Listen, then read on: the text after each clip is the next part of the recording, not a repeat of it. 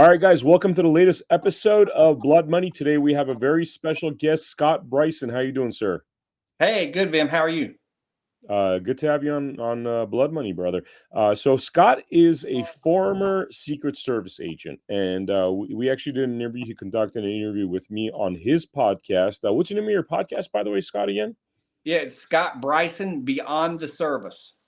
Beyond the Surface, yeah, service. So, I'm sure you got some amazing stories to tell. So, why don't we just get into? Tell us a little bit, firstly, about your background, who you work with, and then I'll fire off some questions.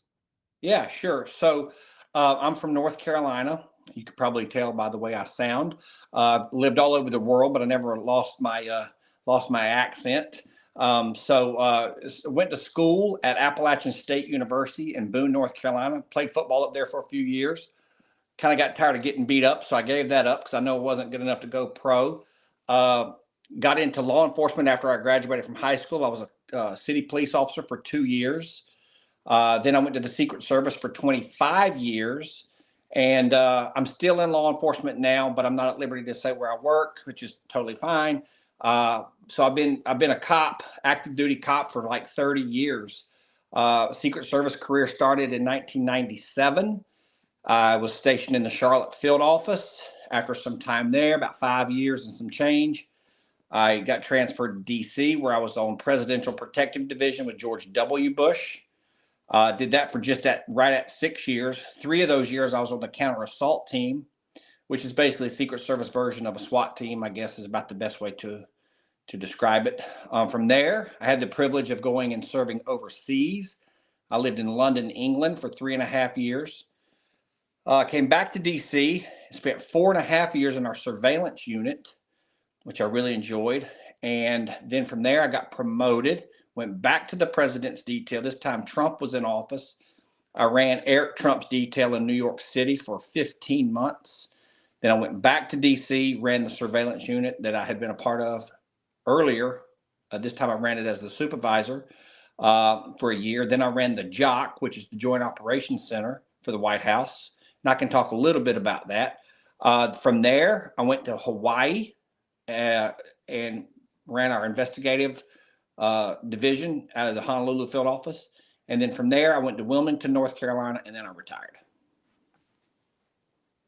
Wow. So tell me, like, are you at liberty? You work with George W. For one. Are you at liberty to discuss your experiences with some of these key, well-known personalities?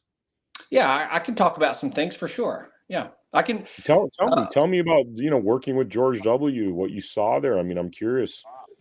Yeah, Bush. At the time, I'm a conservative Christian. Okay, so I'm a right-leaning guy anyway, but morally and ethically or whatever. But back in the day, I was a big Bush guy. The one thing I would say about Secret Service agents, though, this is kind of I want to give a shout out to the men and women that work there. Secret Service agents are pretty good at compartmentalizing because I have a lot of friends that are liberal. It's just the way it is. I'd say 50% are Republican, 50% are Democrats. Just the way it works. So the guys are really good about compartmentalizing and going to work and kind of checking their ego and checking their political beliefs at the door and then protecting the leader of the free world. So, having said that, I was fortunate because I happened to be protecting a guy that I think I liked at the time. Looking back on it, I was like, oh, I'm not sure the WMD stuff was real. And I didn't realize Cheney was such a war hawk and all that stuff. But, you live and learn. But I did enjoy being around him. He's an extremely competitive guy. I would argue he's probably the most fit president we've had in our lifetime. I know Obama got a lot of credit for being the fittest president because he's thin. By the way, he smokes, which is whatever, but that's why he's thin. It's not because he's a big athlete. Bush was an avid runner. For those that don't know, when he was the governor of Texas, he was a big alcoholic. And on his 40th birthday, he had an epiphany and he stopped drinking completely. And he used to run. He got really good at running because he would run. He would sweat the alcohol out of his system from the night before. And that's why he was a really good runner. And I had to work really hard at running because I was not ever a good runner. He was running 7-minute miles. And so I got to the point where I could do that, but I didn't feel like I could fight my way out of a wet paper bag. So I didn't like the cardio so much, but I did do it. Guy's extremely fit, extremely competitive. His ranch down in Crawford, Texas, is about 1,600 acres, and he would go down there. And after his knees got bad, he would start mountain biking. He was like I said, he's a very fit, outdoorsy type guy, and he'd like to run the chainsaw and do all this stuff that I was, as a young age, and I was a little surprised that we allowed him to do, but we did. And he'd run the chainsaw and cut wood, just be a regular guy down there. And he would mountain bike a lot, and I would mountain bike with him, and that was also hard, but not quite as hard as the running. Like I said, he was very fit. So, the guy was probably close to 30 years my senior, and I was not going to let him, outdo me, but he was very, very competitive, a little bit of a ball buster, which I liked because, like I said, I played college football and I've been in law enforcement for a long time, and kind of just like that, just that bravado, that man's man. Just, whether you agree with him politically or not is fine, but I really enjoyed being around guy. Like, he just seemed like an average guy for a guy who's a lot of money, went to Yale or whatever. He liked to do normal dude things, and I just enjoyed that. So, we all have questions about that particular administration because of the whole Iraq thing, the housing crisis. I mean, it was quite a turbulent time, 9/11, a lot of, questions that have come up on our podcast about 9/11. Personality wise, tell me, I mean, were you around Dick Cheney as well?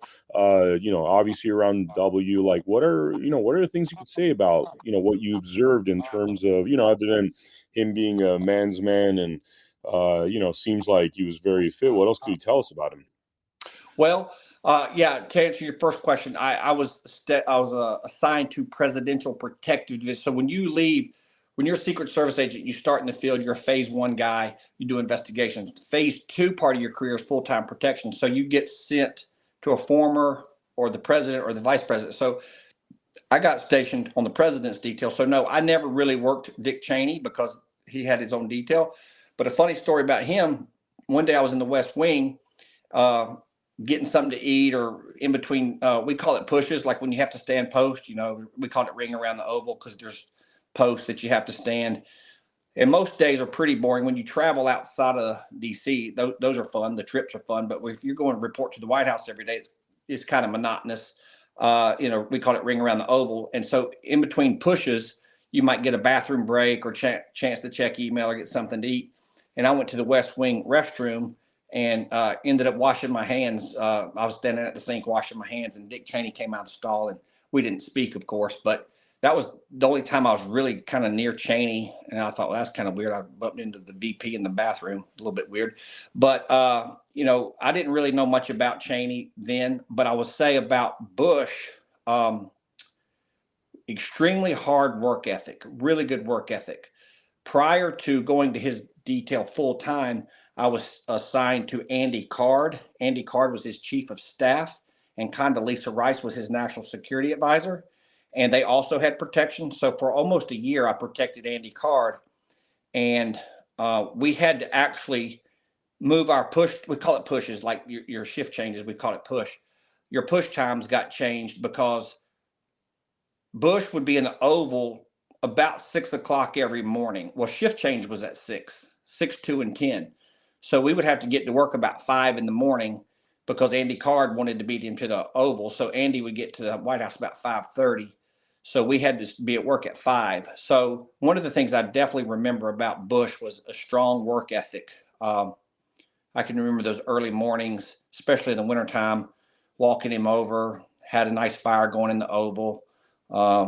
Just some really good memories of interacting with him early in the morning. Of course, as the day unfolded, he got busy doing his thing and we weren't in there with him. But never really heard any, classified conversations. I was not I'm sure the limousine drivers probably heard more than I did, and the detail leader. But I was on the counter assault team, so I was in a different capacity most of that time. So I didn't hear any top secret conversations. But I was standing outside the Oval one day when the Delta guys came in. They had they brought him, I think it was Saddam Hussein's, was it a Glock? I think they brought him Saddam Hussein's Glock or a big K-bar knife. I can't remember. But I was standing outside the Oval when those guys came in, and that was pretty cool.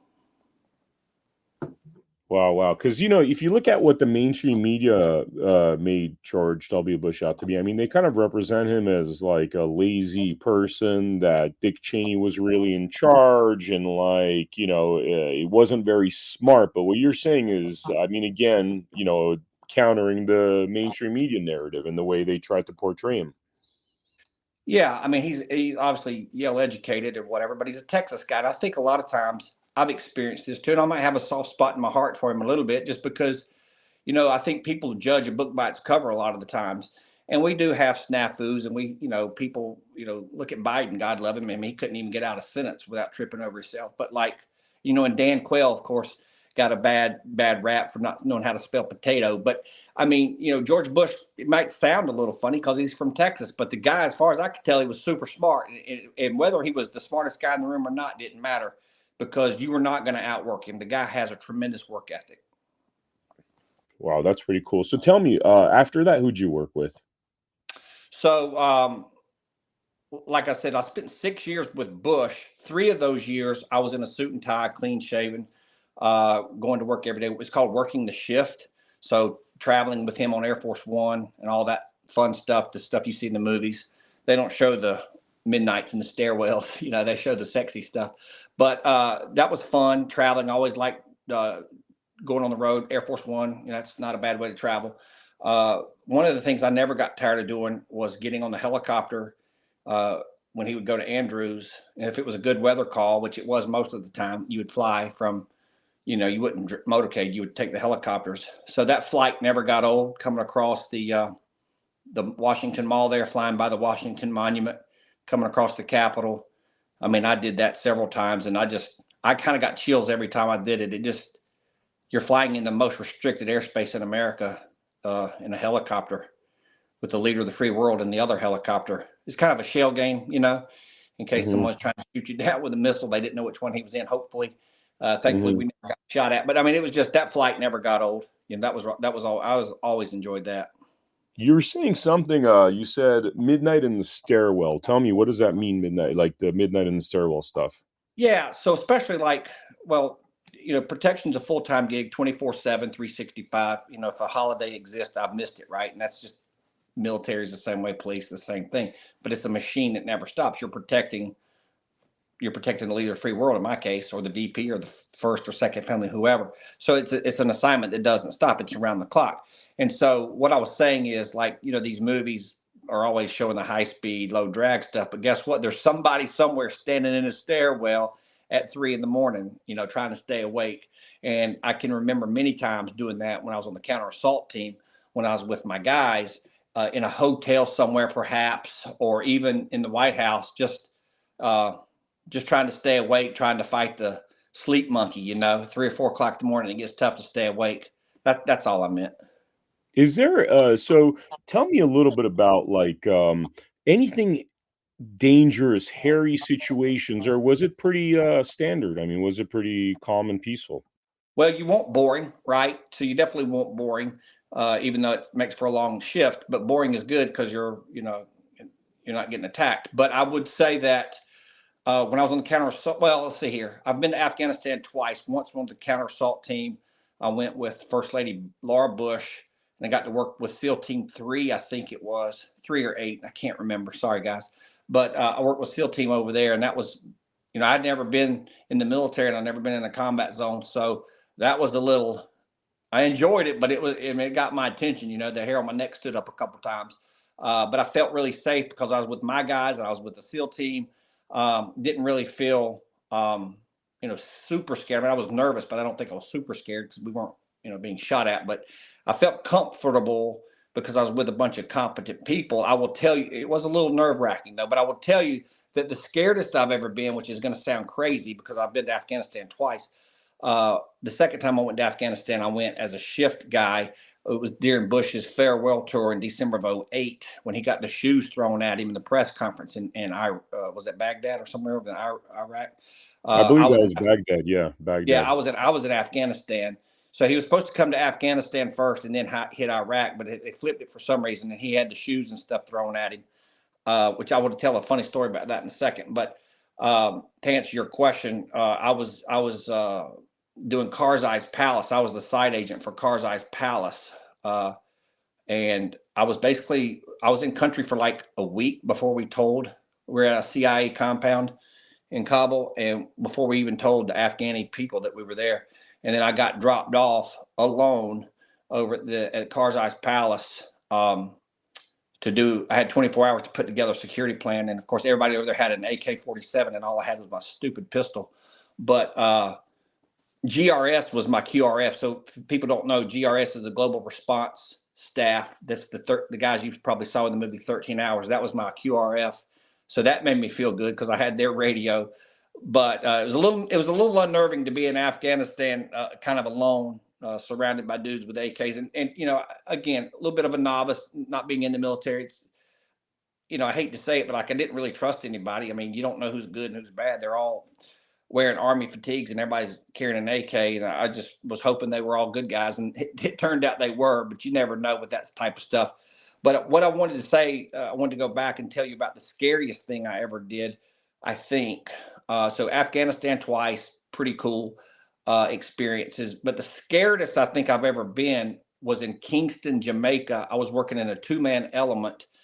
By the way, it's so funny you mentioned that, dude. I'm sorry to interrupt you because oh my God, it's crazy. Because, I was a music video director, and I got to mention this. And one of the scariest places I think I've ever been to in my life was Kingston, Jamaica.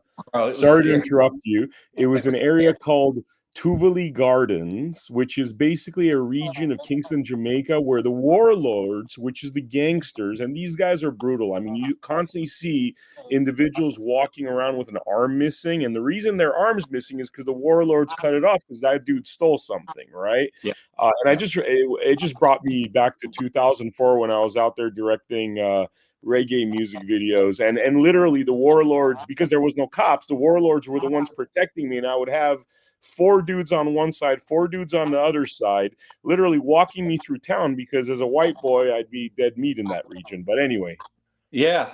No, it's funny you said the time frame. So I was on CAT from 04 to 07. So this was probably maybe like 06 frame. I'm not sure. 06, 07. So I was kind of a senior guy. And so this one other guy and I, of course, there was more than 2 of us, but on my shift, there were 2 guys, and we had a local cop counterpart. But we were with Jenna Bush, and I don't know if anybody remembers Jenna Bush running around the world working for UNICEF, doing her good deed stuff to help people. Anyway, one of the places that she went was Jamaica.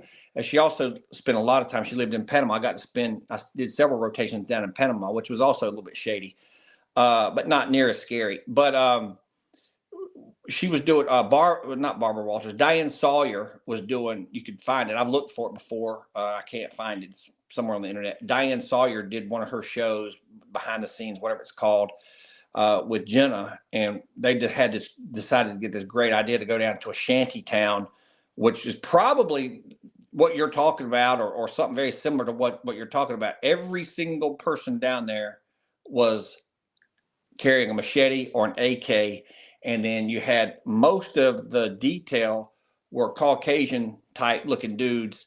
And we rolled in there in like a 3 or 4 car motorcade with cameras and a bunch of white people. And my teammate was white, but our counterpart was a black guy from Jamaica, and he had like a 30-round clip in his freaking Glock. I'd never seen a magazine so long, but he had like a fully auto Glock pistol, which was pretty cool. But we were riding around, and he's like, "We shouldn't go down there." And I'm like, "Yeah, you're telling me." But we did. And of course, she had her shift out with the guys in the plain clothes. And then they had, my buddy John and I were in our tactical stuff. And I remember getting out of the car, because normally the CAT guys stay in the car. We don't get out unless there's something jumping off. And so I remember saying, "Oh no, well, I'm not, if I get killed, I'm not going to get killed sitting in a car." So we got out of the car, and we kind of got back to back. So we could only see 180 really, because the wall, but we got back to back, and our counterpart was right there with us, sort of trying to halfway watch our 6. And they said the only reason that they think that we didn't get killed is because it was a bunch of white people. They thought it was another gang coming in there to steal their drugs. But when they saw a bunch of white faces, they knew something different was up, and that's why they didn't start shooting. So I was like, "Oh, that's great to know." Oh, wow, wow. It's crazy. When I was in Tivoli Gardens, I mean, just quick little thing. I remember there was, we were white, and these kids, there was regions where it was such poverty that these kids started running up to me, and they thought I was painted white. They didn't believe that I'm a white guy. And I'm Yeah. like, why do you, they kept doing this? And I'm like, oh, that's cute. They're like kind of petting me like I'm a furry animal. And then one of the gangster liaisons were like, yeah, they've never seen white people over here. And it was That's that so, poor. I mean, that's yeah, wild. Yeah. yeah. You were mentioning something about the shoe. I'd love to hear that story. The shoe being tossed at Bush in Iraq. Yeah, for those of you that are too young to remember this, you could Google it. He was doing a little press conference in a teeny tiny room, just speaking, and one of the press guys was I think it was a Baathist supporter, something like that. I think he was part of the Baath party or whatever, and that's a huge insult. Like he took his shoe off and threw his shoe at Trump to insult him, and he not only threw one but he threw two. Of course, George W. Bush ducked. It's kind of funny to go back and YouTube it. You can see him kind of ducking out of the way. Pretty good reflexes for an older guy.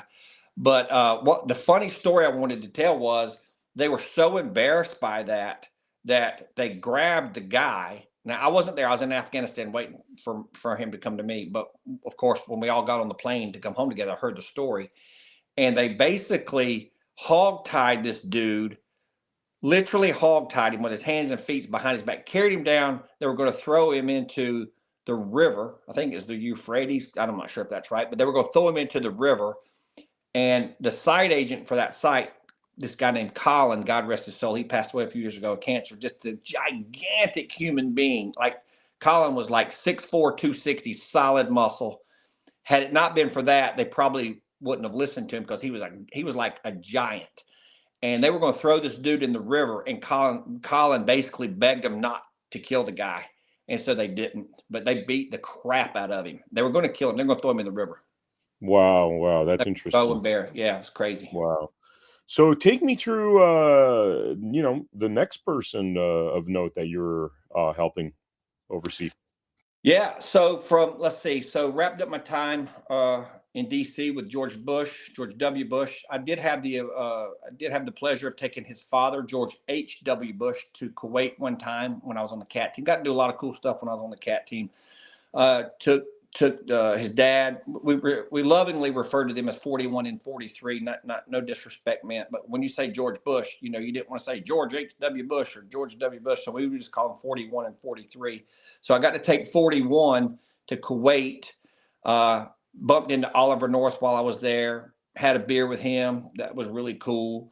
Got some really cool experiences like that. I got to do some stuff with Bill Clinton when I was stationed in London, because London is, as you know, is a hub, a major hub for world economic things. And I think we covered seven countries out of London, one of which was Shannon, Ireland. So I did a lot of refuels over there. Obama, let's see, was it Obama? Not yet. I guess it was Bush. Yeah, it was Bush and Clinton through there. Yeah, because Obama was sitting president. So it was Clinton and Bush coming through there a lot for refuels. I can remember Clinton coming through London a lot. He was always flying on the Google jet, which appeared to be pretty nice from the outside. Doing a lot of things with him. Did some things with, I didn't necessarily do anything directly with the Queen, but Obama did come over for a state visit and spent, I don't know if you guys remember, but the volcanoes that were erupting in, was it Greenland or Iceland? The volcanoes were Mhm, erupting. The ash was in the air. So mhm. he was supposed to spend one night in Ireland and then 2 nights in England or something like that. But he ended up not spending the night in Ireland and ended up spending like 3 nights, I think, in London at the palace. So, that was a cool experience to get to witness a sitting president, visiting the sitting Queen of England. Um, Mhm, and that was always, I became really good friends with they call them the Beefeaters, the Queen's Guard. Uh, mm.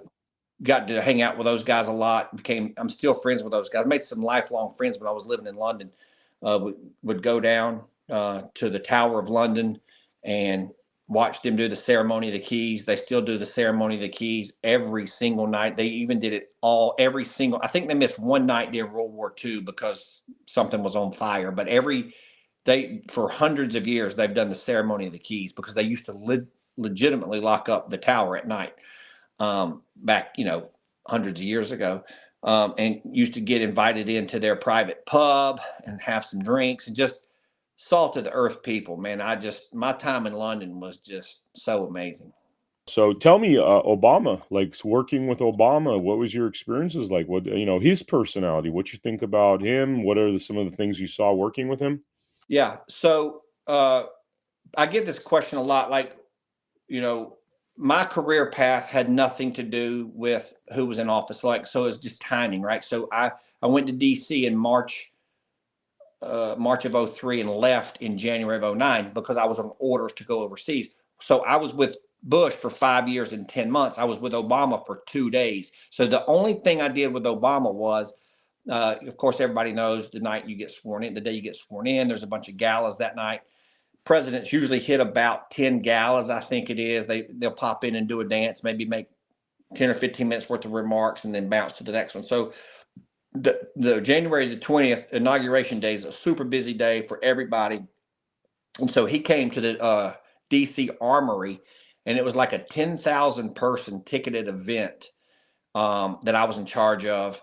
And so I can remember, I had just spent 5 years and 10 months with this 60-something-year-old white dude, and now in walks I don't even know how old he was at the time, 40-something-year-old African-American guy. It was just like, it was just totally different. And what I mean by that is, like, Jay-Z and Beyonce were backstage and there was hip hop playing, and it was like, we went from listening to, George Strait to Jay-Z. It was just like, it was just different. I'm not saying it was bad. I'm just saying it was different. And so I only was really around him for 2 days because, like I said, I was on orders to fly out to London to my next assignment. Again, just timing. So I didn't have a ton of interaction with him as a sitting president, but I will say, and I don't agree with him politically on pretty much anything, but I will say that my friends that were there said he was very nice, very cordial, was always nice to the troops, to the men and the women, that I worked with. And I can attest to that because when I was years later assigned to the Honolulu field office, of course, he has a house. I don't know if you guys know, but he bought the old Magnum PI house from the TV show Magnum PI from the 80s. And he has an awesome house on Honolulu, outside of Honolulu. It's on the windward side of the island over at Waimanala. It is my favorite beach in the whole world. And that dude's got a house right on the beach. I'm like, it's freaking awesome.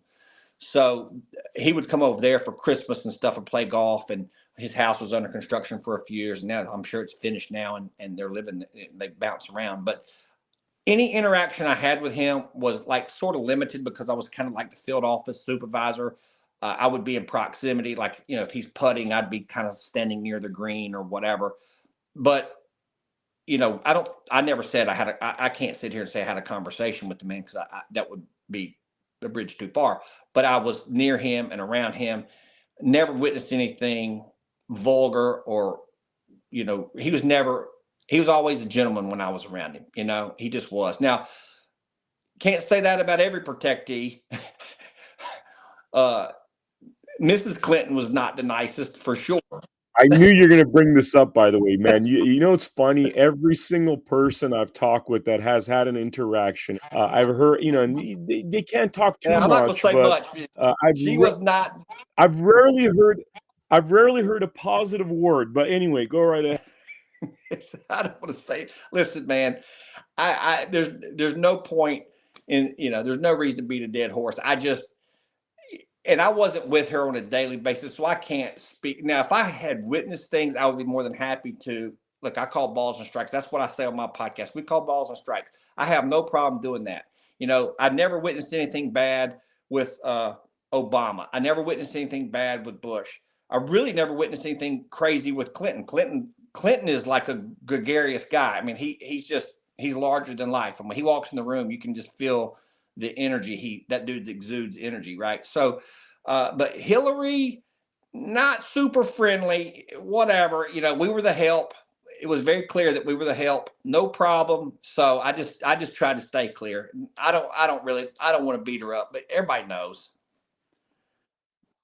I mean, you're talking about like just what I've heard. Let me tell you what I've heard, and tell me if this is similar. Just like vulgar, kind of like snappy, rude, very cursy. I mean, is this Yeah, like in the right yeah. ballpark? Why are you going this way? Why are you turning? And it didn't Mhm. happen to me because again, it's he said, she said, like it's third person. But like I have friends that were on her details, but especially I was such a young agent when they were in office. I can't speak to anything other than the rumors that I've heard about her getting mad at him and throwing the clock at him and whatever with the Mm. Lewinsky stuff. I wasn't there for that. I was in the Charlotte field office. I was a young guy, but I can my stories, mostly around them as former president and mostly it's hearsay from buddies of mine that were stationed up there with them in Chappaqua.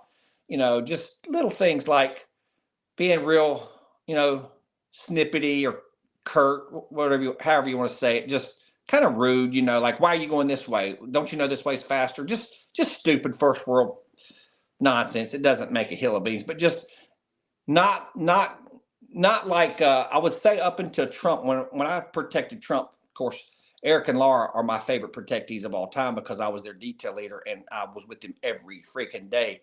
I didn't watch, but I was standing outside the hospital room when Luke was born. So they're dear friends of mine that I still stay in touch with to this day. So Eric and Laura are my number one seed.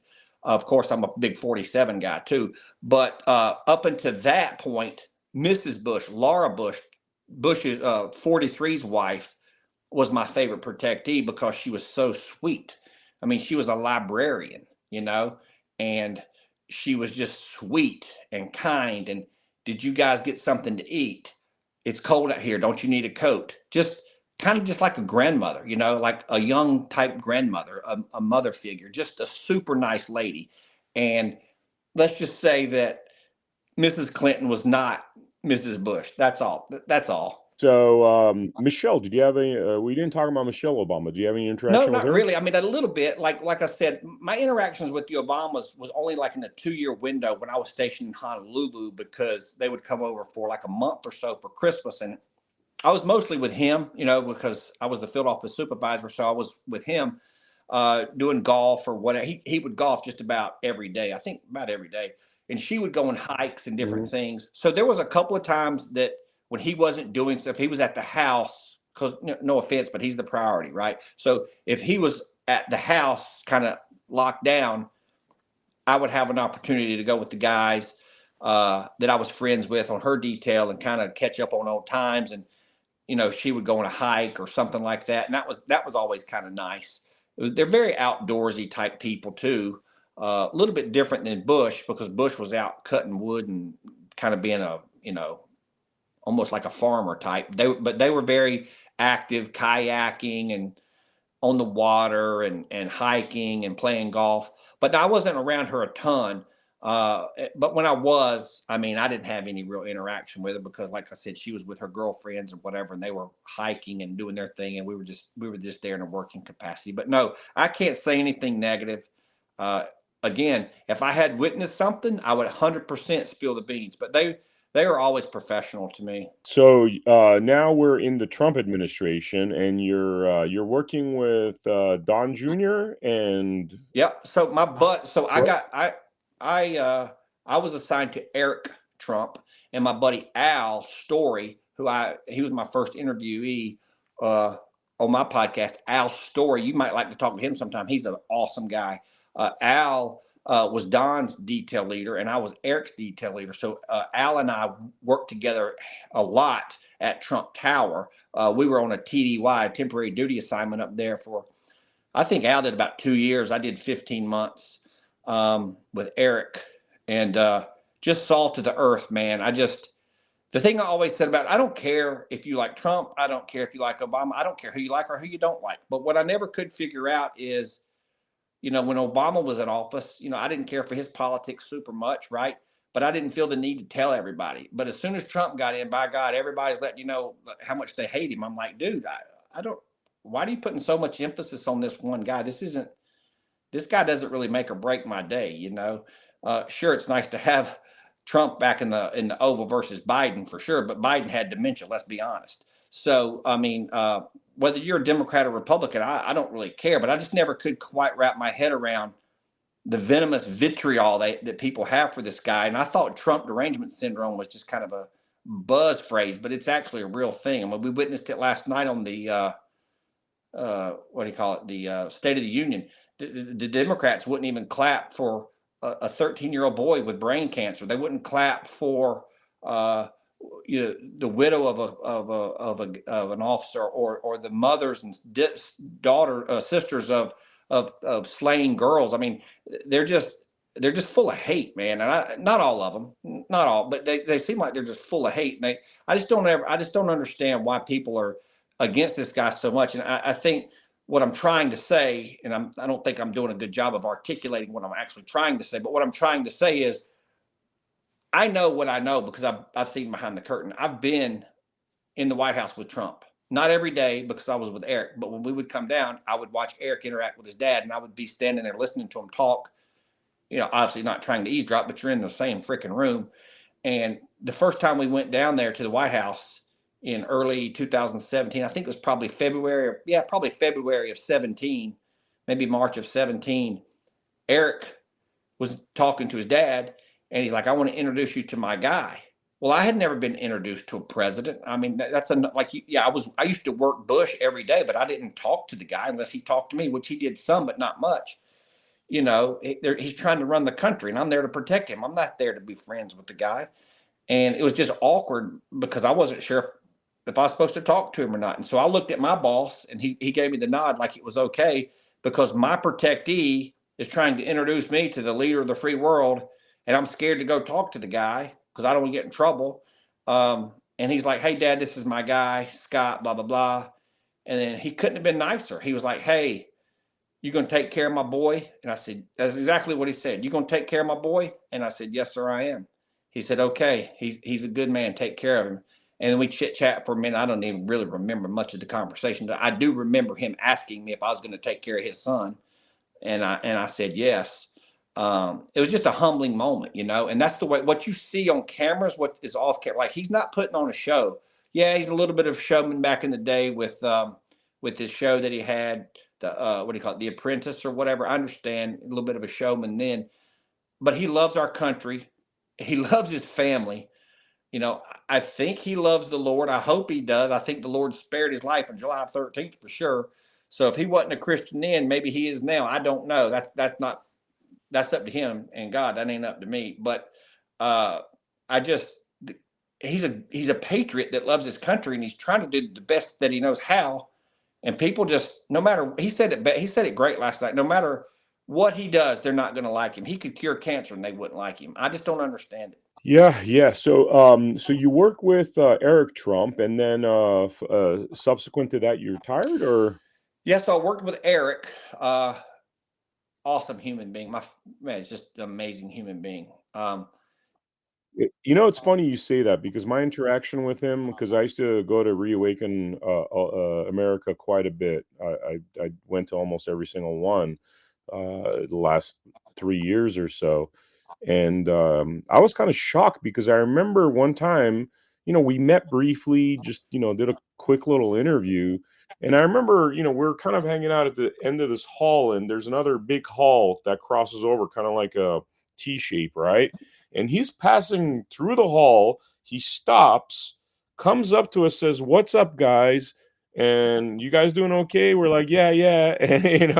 And then he's like, "Cool, man." And then he just walks off, and but the fact that he took the time to come and say hello to us, he always, like, I don't know, I always got this sense that he's how they say, like, the most unlikely people end up in positions of power, like, that don't want that power. I was like, wow, man, this guy actually, regardless of all that SNL crap where they try to make fun of him and all that and try to make him seem, not very smart and stuff, like, he was actually really smart, really charming. And I thought, man, this guy actually could one day be president. That's the vibe that I got just hanging out with him, because of his personality. So good. I'll brag on him to his face. I'm like, "You're one of the nicest human beings I've ever met." And he's in the hospitality business, so I think it just comes natural to him. Now, I will say his brother's not the same way. I like Don Jr. just fine too. So I'm not. I would. What I'm about to say, I've said to Don privately, so I'm not dogging him out. But one day I was in his office up there in Trump Tower, and we were talking about something. And I said, it's a good thing the service finally got something right, because I have Don's personality is very like mine. Like, we're very edgy. If it's in our brain, it's coming out of our mouth. So like Eric's very low key, cool and calm. Al is the same way. Al is a very low key guy. So they put opposing personalities together. So they put Al with Don and they put me with Eric, which was a good thing. And I said to Don one day, I said, it's a good thing that Al's your guy, not me. And because Al's personality is just laid back. And he said, yeah, I know, because I would fire you. And he was joking. And I said, no, you wouldn't, because I'd quit. He's very edgy. He's out there doing his thing. He's the older brother, but it's like Eric is just steady. Like, if they were football players, which neither one of them are, okay, but like if they were football players, Eric would be the quarterback and Don would be like a linebacker or a free safety, because he's a headhunter, right? Eric's just steady. I like both guys a lot. But Eric is running that company, best I can tell, and just a good dude. Wow.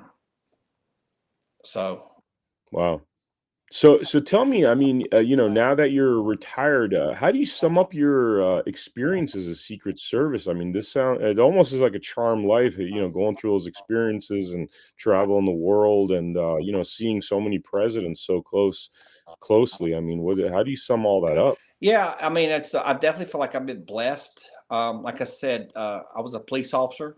I knew I wanted to get into Secret Service in college. I kind of had this epiphany that it's a long story for another time, but I decided I wanted to try to do something that not many people get to do. And so I did, and it worked out. And, I think for me, the divorce rate's really high with the Secret Service. And so for me, my wife gets a ton of credit because she stayed home and kept the house in order. And I have 3 children; they're grown now, but she kept the home fires burning and she took care of the babies. And, I could not have done that job without her. I want to make sure I give her credit, because she's a godly woman, and she kept us together. She kept it together. Also, my faith in God, I think, definitely played a role in my success. I think, what did happen though is you get to do a lot and see a lot, and it becomes the unusual kind of becomes normal, and it's like not everybody reports to work at the White House every day. So after a while, you kind of become numb to it, and it's just really hard to move the needle. Like, once upon a time when I was growing up and before I was a Secret Service agent, like I would get, I want to meet Michael Jordan, or, Tom Cruise, or, whatever. I'm just making up name, but like, you get real excited about, if you had a chance to go meet some dude, no disrespect, but like, I don't get impressed much anymore. It's hard to impress me, as far as that kind of stuff goes. And I know I'm jaded because I got to do a lot and see a lot. But and I don't mean that to come. I hope that didn't come across as pious or weird. No, it's funny, man. I feel what you're saying, because somebody yesterday, I've been very fortunate from a very young age. I had success, with directing, and I met a lot of celebrities. And somebody was asking me yesterday, where I was talking about meeting Donald Trump, President Trump again, I would say, because this would be, I don't know. I mean, in terms of very small interactions, I mean, we're like at a half dozen at this point, dating back to 98, and they're asking me, would you be nervous if you saw him again? And I said, I don't get nervous with celebrities, but maybe Donald Trump. But if it's Tom Cruise or anyone, I grew up around that. You know what I mean? I don't want to sound pious or arrogant or whatever, but when and what's the funny thing about a lot of these guys, I think, treating them, and I'm talking about celebrities, people that have, fame, fortune, whatever.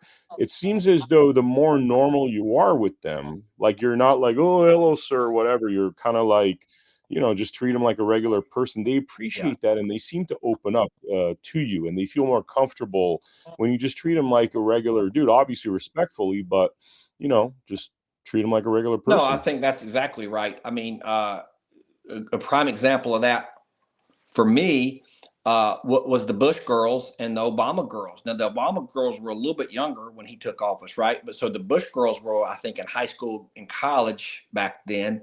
Um, and then the Obama girls were like grade school, middle school, grade school, whatever, high school, and then on to college. But the Trump family was totally different because you're protecting grown adult, 35-year-old men or 40-year-old men. It's a little different. But like, just I watched the interaction with some of my colleagues with the Bush girls and the Obama girls, and the guys that just talked to them almost like an uncle, or they're not quite old enough to be their dad, but like, a big brother or an uncle, and just held them accountable and didn't kiss their ass.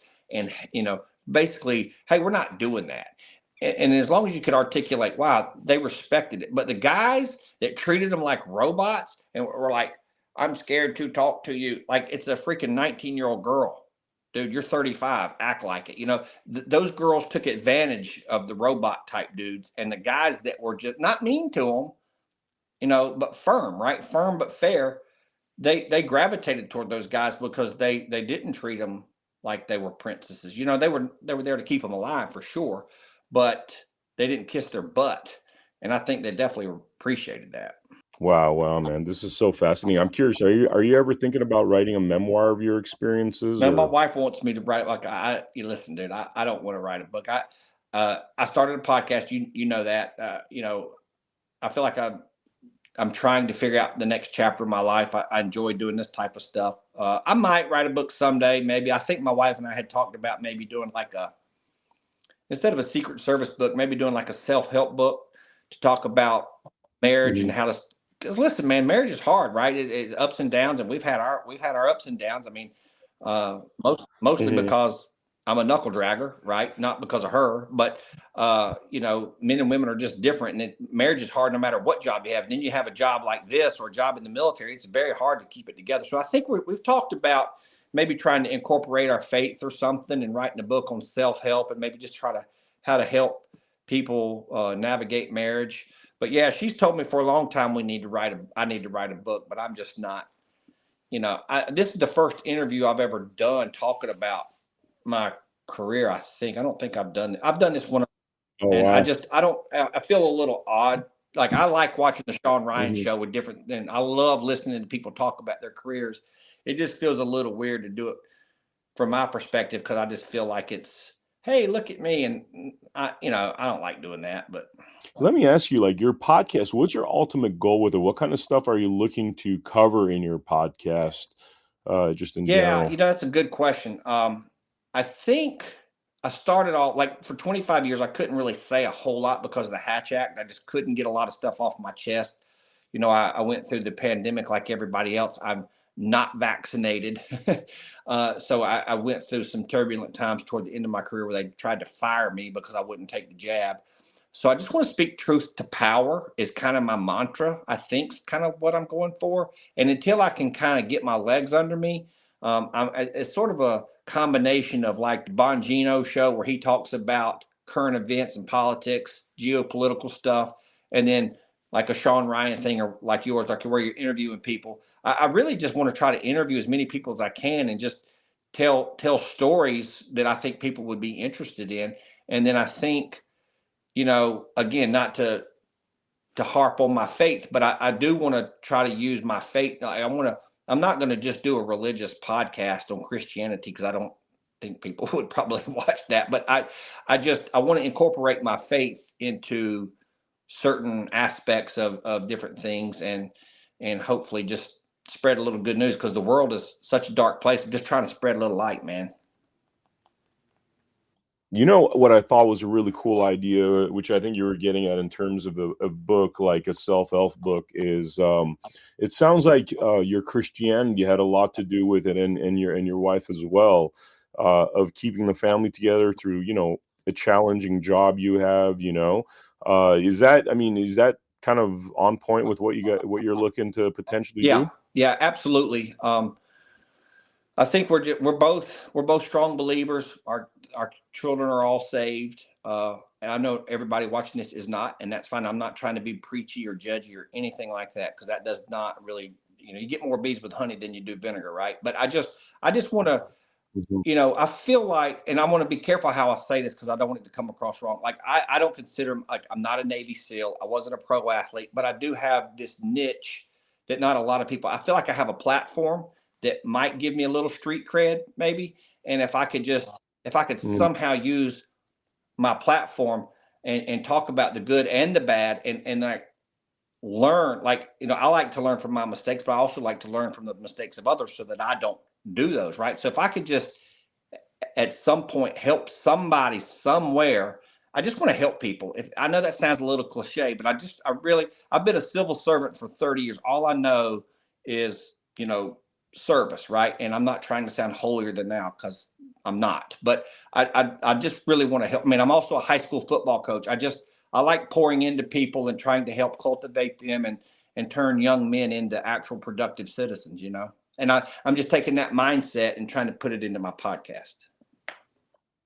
I mean, that's a worthy endeavor because I think a lot of men are lost. You obviously have, like, masculine energy. You have the right kind of masculine energy. It's not it's a Christ-like masculine energy. And I think that's very important, especially in today's day and age where it seems like, a lot of young people are lost. A lot of young people are, I mean, that's the world I came from. That's why I made the transition, because I spent, 10 years directing music videos, the most foul lyrics on the planet, talking about promiscuity, drugs, just gluttony at its worst, right? And then you see how that's manifested itself in the current generation. I mean, you have certain sectors of society that have just fallen prey to sex, drugs, and violence.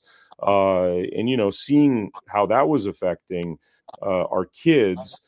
There just seems to be a lot of toxicity and, a lot of fatherlessness in this country, and seems like that Christ-like masculine energy is very Yeah. important right now. No, I think you're right. I mean, what's the term they say? Toxic masculinity. I'm like, come on, dude. Like, really? It's like as soon as you Yeah, disagree with yeah. someone, you call them a racist or a hypocrite or a bigot Mhm, or a xenophobe, or you have toxic masculinity. Like, what the heck is that? Like, quit mhm. making up crap. It's just like, we can agree to Yeah, disagree, no problem. But like, as soon as people resort to name calling, you've won the argument. Get out of here, Booney. Come here. Sorry, my little Jack Russell's he's my yeah. little shit. No, no worries, no worries. I mean, it seems as though, like, look, you're bringing up how they keep beating up on the Trump family, Donald Trump, his children.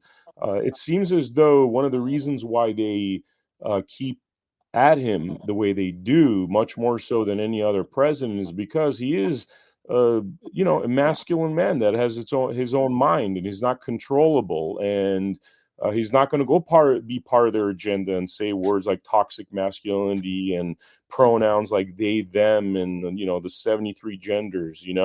That seems to be a big threat to them. The fact that somebody's willing to hold strong with their values, whether you call it Christian values or American values, that seems to be the big Yeah, threat no, to them. 100%. We watched it last night unfold. We already talked about it a little bit. It's like, Mhm. how in the world? Like, you don't like Trump? I get it. I don't give a rip if you do or don't. I'm not a Trump apologist. I don't care if you like the man or not. I don't worship Trump. I support Trump. I don't worship him. I mean, I just Yeah. their cheap throwaway talking points are so. It's just so not, I don't want to say uneducated, but uninformed. It's just tired. It's like, how in the world can you sit there cross-armed, stone-faced, and not clap? So maybe you disagree with what's the swimmer's name that was on there last night? Oh gosh, Riley Gaines. Riley, yeah. Once upon a time you were all about Title IX and women's rights and believe all women, right? When Kavanaugh was getting sworn, Mhm. believe all women. Hashtag me too. Really? But now you don't. Yeah. But so you don't agree with Title IX. Okay, you're wrong, I think, but fine. I'll give you that. Who cares? Mhm. But at the end of the day, when you have two mothers sitting up there, their daughters were raped and killed, and you can't celebrate them and clap for them and be, you could see the torture in those women's faces, that their eyes, I mean, you could see into their soul. I mean, the agony in their face was just, it's hard to watch. And then the little Yeah. boy, the little boy that wants to be a police officer, they made him an honorary Secret Service. How can you not clap for that kid? What's Mhm. wrong? There's something Yeah, wrong with yeah, it, man. It's mental yeah. illness. It's mental illness, and it makes him look really bad. It makes him look very sympathetic. And honestly, I think they lost. I think they lost 26 and Yeah. 28 yesterday. I really do. I really do. I think people that saw that, I think we might have like a couple of decades of Republican Man. presidencies because of what they Well, did. As long as if we get, I mean, obviously we get Dan Quayle out there that doesn't know how to put a sentence together, right. that's not going to work. But you have somebody articulate. I mean, JD Vance. I mean, I like Trump, Oh, but like JD Vance is a poet oh, the way he knows how to use words and like in a very soft spoken way, but yet masculine energy and his eye, the way I mean, just his like the way he looks at people and reacts yeah. is like I mean, that's meme worthy Yeah. stuff right there. It's like the adult in the No, it's room, you great. And know? I think it's nice to have a little younger blood in the room too, right? So it's like, we Mhm. talked about this on my podcast the other day. It's like, I think there should be term limits for these congressmen and senators too, by the way, like Mhm. maybe 8, 12, what, I don't care what the number is, but Yeah. like not 50 years, and I just think it's a refreshing to see like the other day when they had Zelensky in the Oval Office, like JD. I feel like JD's the one that got Trump fired up. JD was preaching a little bit, and he wasn't playing with Zelensky, Mhm. and then Trump got fired No. up. So it's like it's nice to see that he's got that bravado in him, but it's also controlled, Mhm. right? It's not like so brash. Like Yeah. I'm a big Trump guy, but Trump, especially in his last term, he would just say some crazy stuff, and not saying he was wrong, but sometimes it's not what you say, it's how you say it, and that It's seems to rub exactly, people yeah. wrong. And I'm Yeah. like, well, you elected a billionaire from New York. What did you think you were going to get? But Mhm. regardless of that, it's nice, it's refreshing to me to have a guy who's in the room, who's articulate, a little bit younger, extremely smart and well spoken, and he doesn't play games. Mhm. Yeah, yeah, totally, man. Yeah, this is awesome. I really appreciate this, Scott. Is there anything that we didn't talk about that's worth talking about before we I wrap up mean, this episode? there's so much. It's hard to wrap. It's hard to do 25 years in an hour or whatever we've been talking. But I would like to just say that one of the things that the reason I left the service was you asked me what happened after the Trump detail. I was on PPD. Sorry, Presidential Protective Division.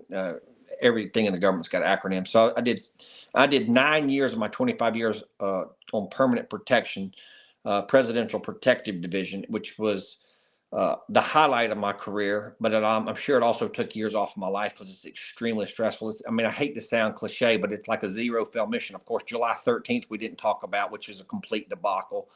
And I felt like I had a gut. I mean, I'd been gone for 2 years, but I was like, God bless. I wish I would have been working.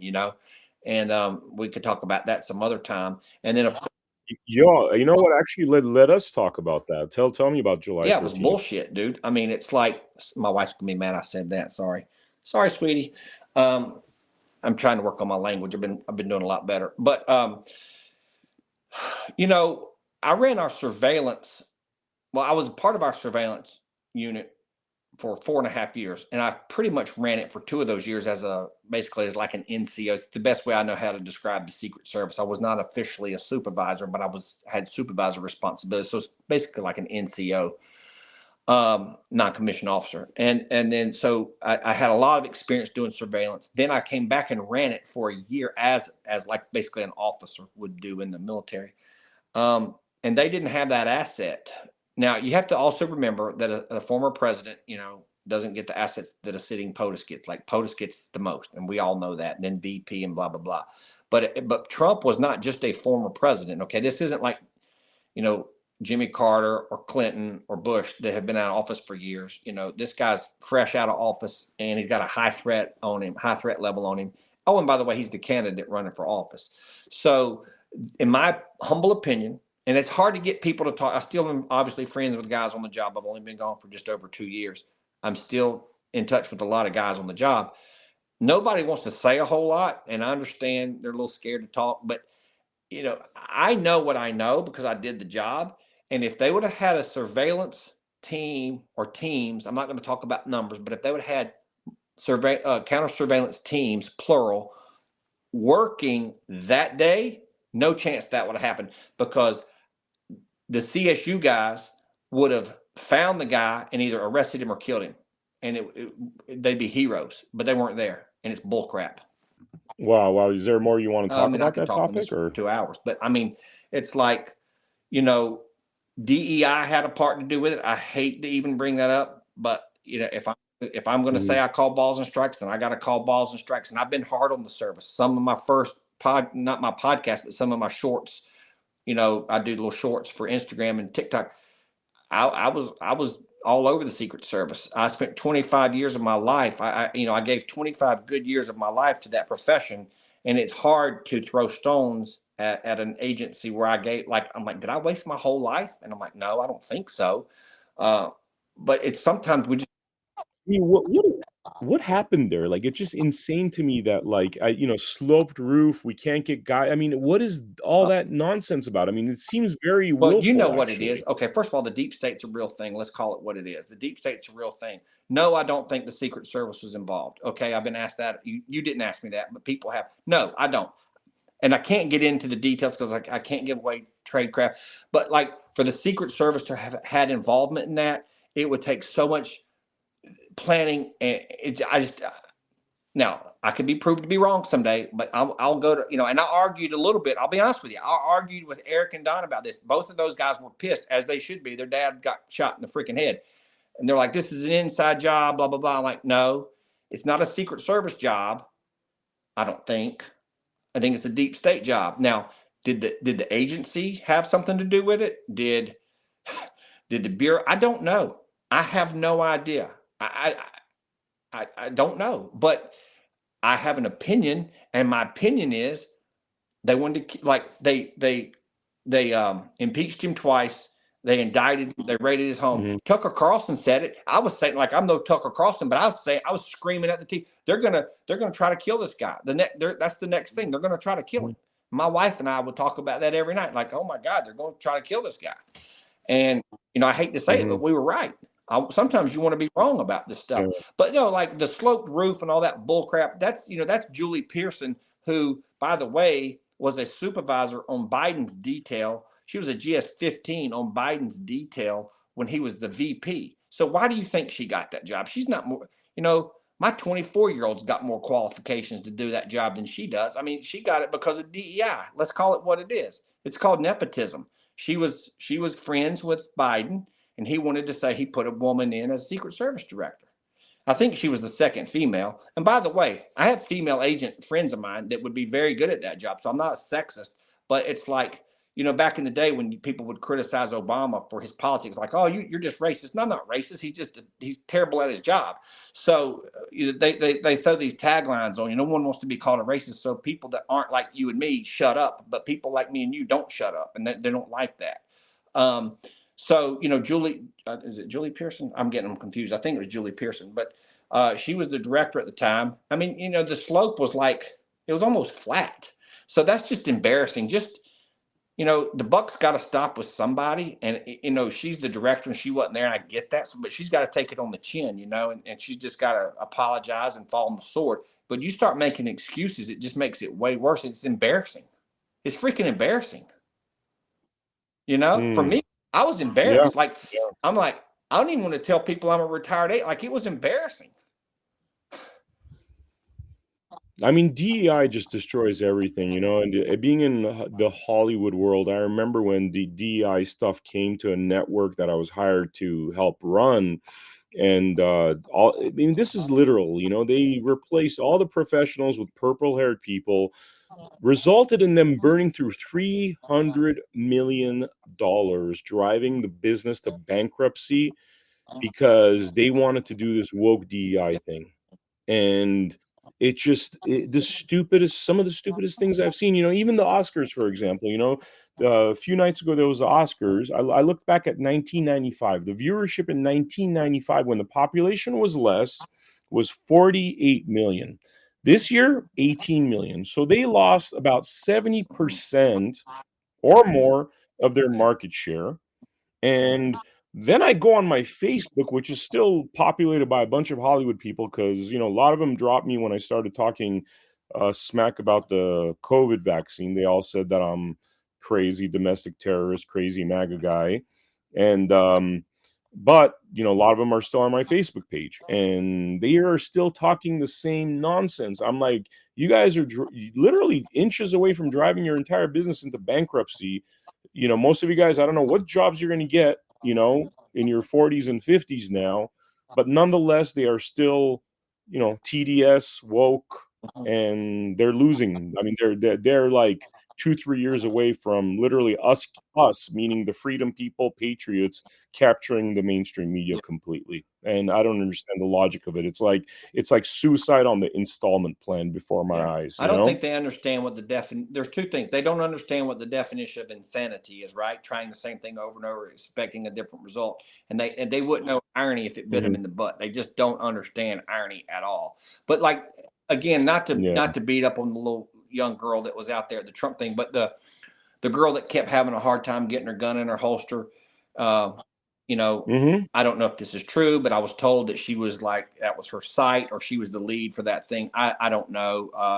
But I'm like, God, but I don't care if you're black or white, green or purple, man or woman. Are you capable? Like, the standard is the standard. If you can meet the standard, like, so let's say we can go to Buds. Here's the standard for Buds. If you're a dude, here's the standard. If you're a chick, here's the standard. You're not going to do girl push-ups. You're going to do push-ups. And if you can make it through Buds, then you can become a SEAL, even if you're a freaking woman, right? So it's like the standard has got to remain high.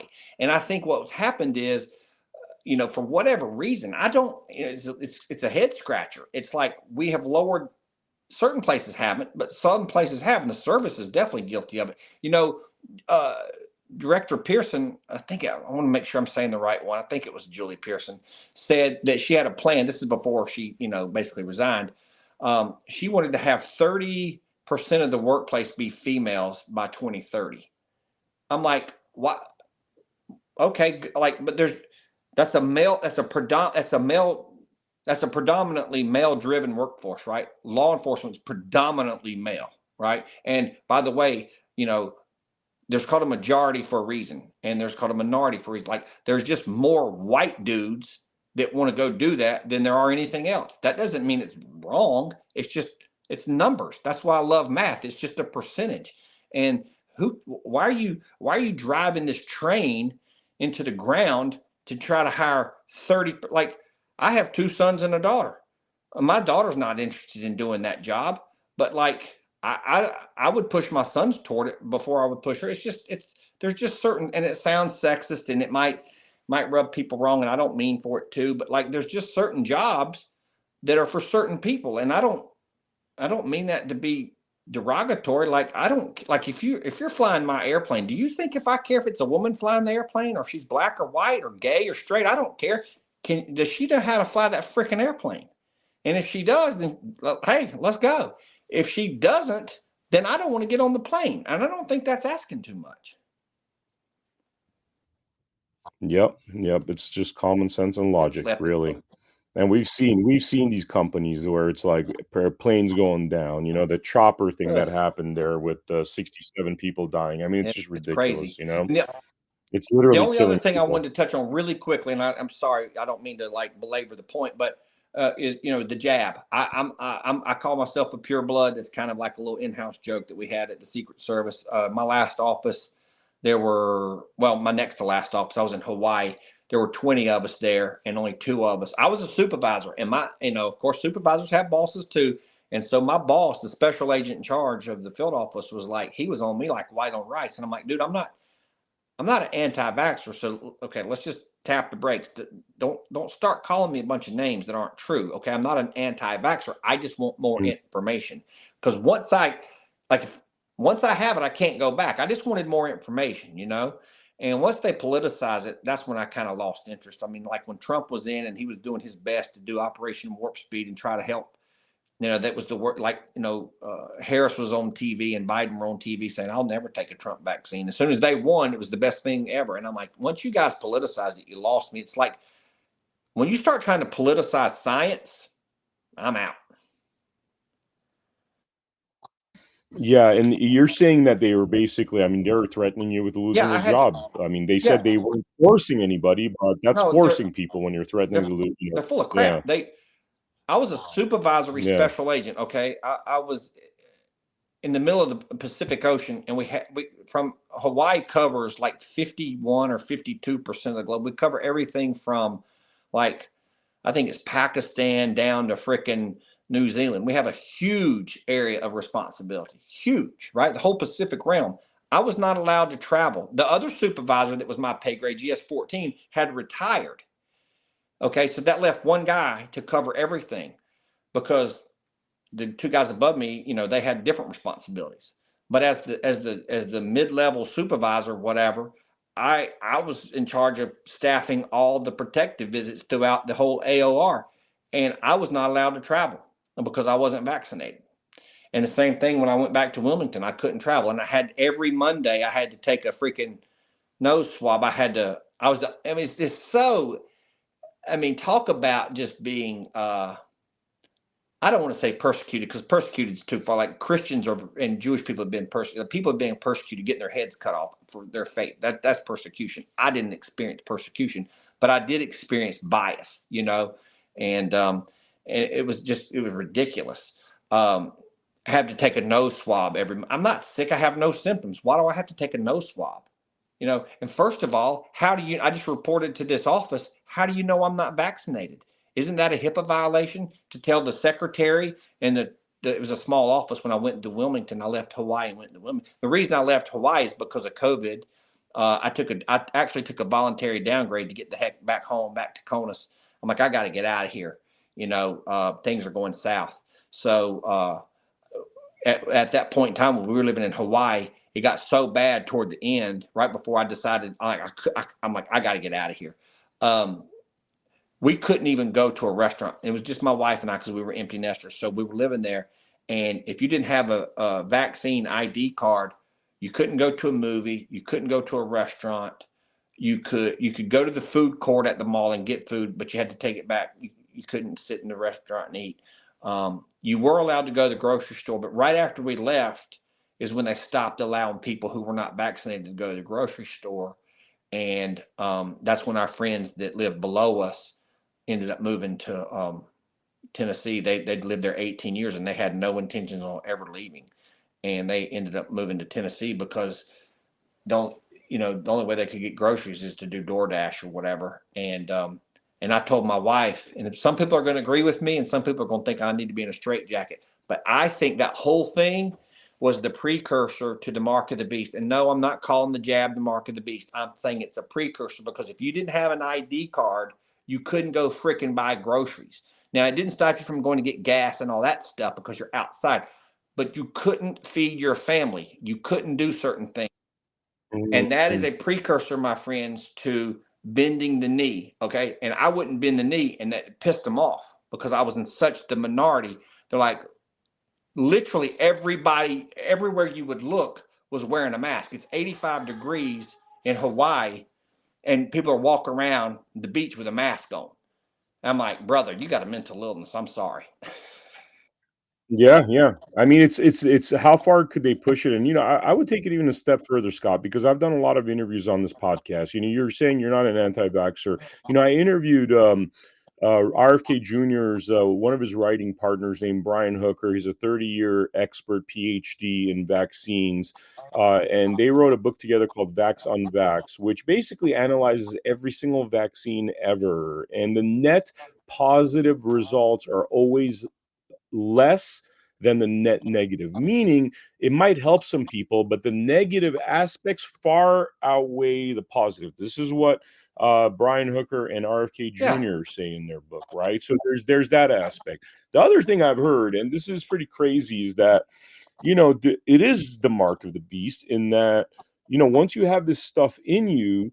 I've heard things like they could pump up the 5G and literally cook you, microwave you, and stuff. So, Yeah. see, before we've heard about the Epstein stuff. They control people through sexual Sure. extortion or whatever, right? And I started listening to this whistleblower, and I'm like, okay, wait a minute. If we have this stuff inside, and you could actually microwave people when they Mm. misbehave, A, isn't that the mark of the beast? And B, isn't that some kind of control mechanism similar to that sort of thing where here's the files of you hanging out with underage girls and you're in a, you got to do what we Yeah. say. If somebody told you, hey, you're vaxxed, misbehave and we'll just microwave you, or that's going to happen. Isn't that the same level of control? I mean, these are things that might sound like conspiracy theories and we'll never know for sure because we don't have the evidence, but these are the sort of things we hear on the Blood Money podcast for sure. often. And it's kind of goes to me. I feel like we're trending toward, China with the social credit stuff, right? It's like, well, you can't eat red meat. You're a bad boy. You have a steak. You get a demerit or whatever the case may be. And then you've got Bill Gates out there and Melinda Gates that he's putting nanoparticles in freaking Coca-Cola, which really pisses me off because I love a good fountain Coke.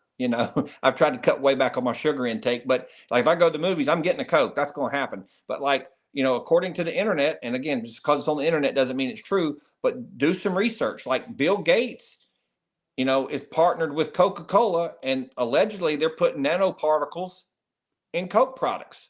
That's not good, man. We're headed in the wrong direction. And Starbucks coffee. And Starbucks coffee. And by the way, you don't want to hear something. This is going to trip you out, Scott. Okay, so I'm hanging out at CPAC with this health guy, and he says, "Look, man, they're spraying all this stuff that you know how they're like the COVID jab has these particles. Well, apparently they're spraying it in the air." He says, "Check this out." He puts I think it was a $50 on my forehead, and it sticks there like a magnet. He's like, "You have this all over your blood." He does it to every single person at the bar. Every single person at the bar sticks to their forehead like a magnet. The $50, and Yeah, it's scary crazy. stuff. It's Scary so stuff scary. because he says that 100% this Yeah. is happening, and you got to detoxify this if you don't want to, have all this nasty Well, stuff in you. listen, I'm no human biologist, but I will say this. I'd like to say this to your listeners. If you don't know who Gary Brecka is, I highly recommend you guys looking him up because I've learned a lot from that dude. And I've actually been doing some fasting. I've done some intermittent fasting over the last 5 years, Mhm. but I've literally been doing a 48-hour fast for the last 3 weeks. I've been doing 48-hour fasts, and I've been losing some weight. I've been on a health journey since last August anyway. I needed to lose some weight and stuff, cut out a bunch of sugar and all Mhm. this other stuff out of my diet. So it's been a slow process, but I've recently started doing some fasting because the research that I've done is not only is it good for your spirit, like the Bible says, Jesus actually says in Matthew Mhm. 6:34, I think it's like when you fast. So not if you fast, but when you fast. So it's more like an order, right? Like, because I think people way back in the biblical days, I think there was a lot of fasting going on back then for different reasons, prayer and fasting for your spiritual stuff, but then also for your gut health, right? So let's say you're not even religious. Well, you should still do it for your gut health. They say that if you could do a 72-hour fast, that your chances of cancer drops by like 70%. Because the research that I've been doing is talking about cancer is mostly just parasites anyway. And this is all self-induced, just like, Alzheimer's wasn't really a thing until like 1979. And which is basically, if people don't know, Mhm. that's just basically stage 3. What do you call it when you have low on insulin? Oh, Diabetes. It's diabetes. like stage 3 diabetes. That's what they say. And then like Mhm. brain Wow. 70% all this stuff. Like I can't wait for RFK to really get cooking, man. He's that Mhm. guy. He's a beast, man. He's like 68 years old, and he I love him. He's great. Yeah. Yeah. Definitely somebody that has the receipts, man, and worthy position that is in. Scott, this is awesome, man. Thank you so much for coming on to the Blood Money podcast. Is there anywhere people could find your podcast and any Well, directions you want yeah. to give them, First of social all, thank media? you for having me. It's a pleasure. I love talking to you. I know we just met, but you're real fun to talk to, and I know we're like minded, so that's cool. But Thank you. yeah, my you could it's Scott Bryson Beyond the Service, but you could just type in BTS. It'll populate. YouTube is where my podcasts drop. Our episode will drop tomorrow night. I'm not sure what time. We usually drop them between 6:30 and 7:30 Eastern on YouTube, and then of course I'm on Instagram Mhm. and TikTok at Scott Bryson BTS. Awesome. Awesome. Thank you, Scott. Thank you so much for coming on to the Blood Money podcast. For the viewers out there, make sure you check out americahappens.com. Check out also my X account at NotVemMiller, where I'm posting stuff nearly on a daily basis. We've been covering a lot of these anti-Doge protests, which have actually been a whole lot of fun. In fact, Scott, one of the things that I'm noticing is the first day I went to one of these anti-Doge protests, it was like 2,000 people. It was like the funding had just got cut.